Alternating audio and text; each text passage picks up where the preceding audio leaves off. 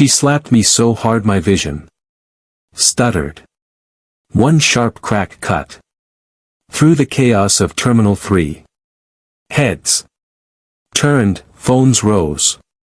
My wife gasped. Not at her sister, but at me, as if I had earned it. I just stood there.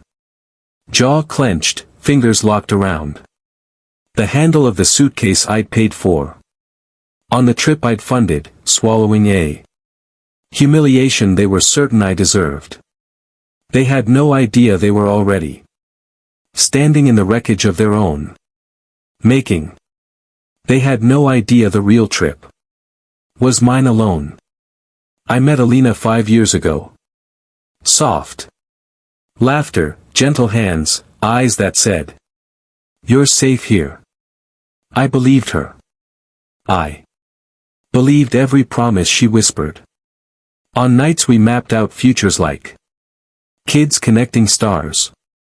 Then her sister, Meera, slid into the frame, charming, loud, everything Alina wasn't.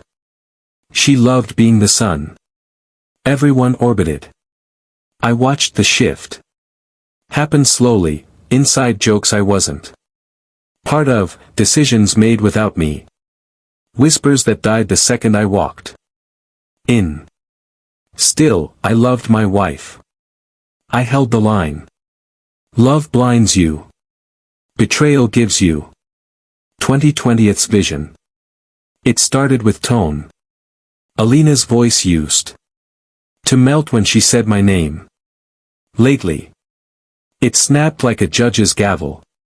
Meera fed that change, constant digs, endless jabs dressed up as jokes, little hints that I wasn't carrying my weight.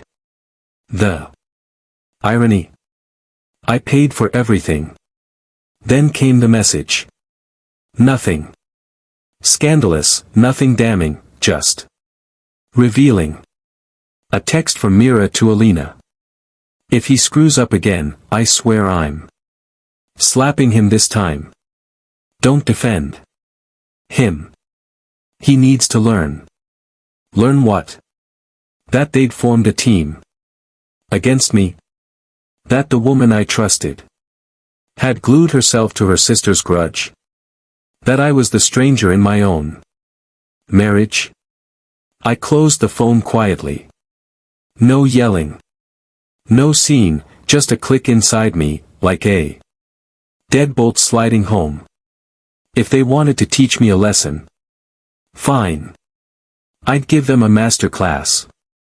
I'd bought all 3 Hawaii tickets on my account 48 hours before the flight. I quietly moved their 2 seats to fully refundable fares.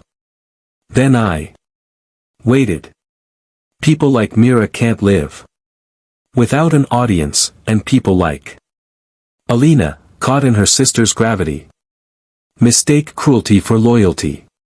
So when Meera's palm cracked across my face with a smug little smile, she didn't even try to hide. I didn't flinch. I just looked at my wife, at the woman who didn't ask if I was okay, who didn't tell her sister to keep her hands to herself, who only hissed, "What did you do now?" That was the moment the last thread snapped. I pulled out my phone, opened the airline app, and canceled their 2 tickets with one swipe.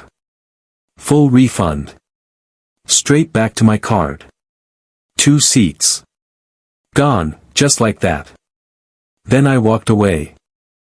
Not running, not storming off. Just done. I heard the confusion first, then the irritation, then the panic. Why aren't our tickets loading? Why does his still work? Mine says cancelled. How? I didn't need to turn around to feel their world tilt. They caught up to me near security. Alina grabbed my arm like she still had the right. You cancelled them. Her voice cracked, half fury, half shock. I turned slowly, letting her see the calm. She never thought I'd have. Why would I pay to be disrespected in a different time zone? Meera stepped up, face red, still flexing the hand she'd hit me with. You can't. Just. I already did, I said. Her bravado flickered. Phones were out. Again, but this time she wasn't the hero. Defending her poor sister. She was the aggressor, and everyone saw it. Alina searched my face for the guy she'd trained to take it. You're ruining the trip. No, I said. I'm letting you live the life you've been acting like you already had. One without me. Her eyes shook. You're leaving. I left the second you let her hit me. Silence, thick, public, final. Meera opened her mouth, but for the first time since I'd known her, nothing came out. Cruelty without an audience. Has no oxygen. I scanned my ticket, walked through security, and never looked back. Nothing followed me but the echo of what they'd broken. At the gate I finally breathed. Not grief. Not regret. Relief. Some betrayals feel like endings. This one felt like freedom. As the plane climbed and the world below shrank to toy size, one thought settled in, clean and simple. The best revenge is sometimes just walking away and letting them stand exactly where they decided they belonged. Behind you.